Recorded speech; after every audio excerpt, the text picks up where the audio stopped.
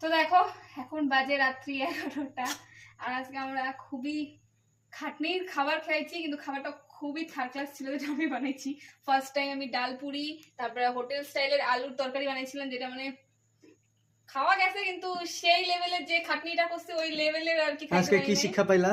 আজকে শিক্ষা অনেক কিছু পাইলাম। এই দেখো এক থেকে বাসন মাজলাম, এখন বাজে 11টার বেশি, আর তার আগে তো আরো বাসন মাজছি, মানে ঠিকঠাক খাইতেও পারলাম না, এতগুলো পুরি ফেললাম চটকাই, আবার জলের মধ্যে চটকাই। এজন্য বলে নিজের মতো নিজে রান্না করে লোকের দেখে করতে যায় না, তাহলে এটা ঠিক। অখাদ্য আমি হয়। যতদিন ইউটিউব দেখে এক্সপেরিমেন্ট করছি থার্ড ক্লাসে হয়েছে। আমি মন থেকে যেরকম রান্না করি সত্যি ভালো লাগে, আমার বড় বলে।